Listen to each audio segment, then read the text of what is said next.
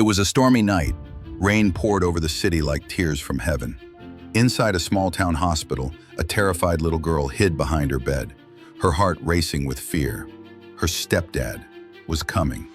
But what neither he nor anyone expected was the roar of 250 motorcycles echoing through the rain.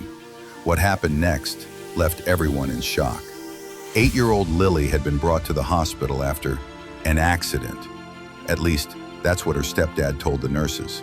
But the bruises told a different story. When the nurse gently asked what happened, Lily whispered through tears, "Please don't let him take me home." Nurse Sarah, a kind-hearted woman with 2 daughters of her own, felt her blood run cold. She excused herself, walked into the hallway, and called the local sheriff. But there was no answer. It was late.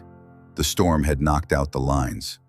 With trembling hands, she reached for her second option, the one she'd never imagined she'd need.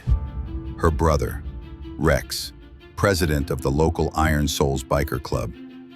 At the biker clubhouse, the sound of rain mixed with the rumble of Harley engines. Rex, a tall man with steel-gray beard and leather jacket, answered the phone. When he heard his sister's voice shaking, his tone changed instantly. "Sarah, what's wrong?" "It's a little girl. She's hurt. And the man who did it is trying to take her." Rex didn't hesitate. He stood, slammed his beer on the table, and said 4 words every member knew well. "Mount up, brothers. Hospital, now." Within minutes, thunder wasn't the only thing roaring in the storm. It was the sound of 250 bikes firing up, engines growling like lions ready to protect their cub. As the hospital doors rattled from the storm, Sarah looked outside and froze. Headlights, dozens, then hundreds. The sound grew louder until the ground itself seemed to shake. Nurses rushed to the windows as a convoy of bikers pulled into the parking lot, engines humming, lights piercing the night. Rex stepped off his bike, drenched but calm, his club behind him like an army of steel. He simply said, "Nobody hurts a kid on our watch." Moments later, a car screeched into the lot. The stepdad stumbled out, furious, yelling at staff to hand over his kid. Security hesitated. They'd seen his type before. But tonight, there was something different. Rex stood between him and the entrance. "You must be the tough guy who hurts little girls," Rex said quietly. "You don't understand, she's my—" "No," Rex interrupted. "She's ours now." The stepdad tried to push past him, and that's when the sound of hundreds of bikers revving their engines filled the air. He froze. Every single rider's eyes locked on him, silent, cold, unflinching. In that moment, even the devil would have turned and walked away. Police finally arrived, not to arrest the bikers, but to escort the man away in cuffs.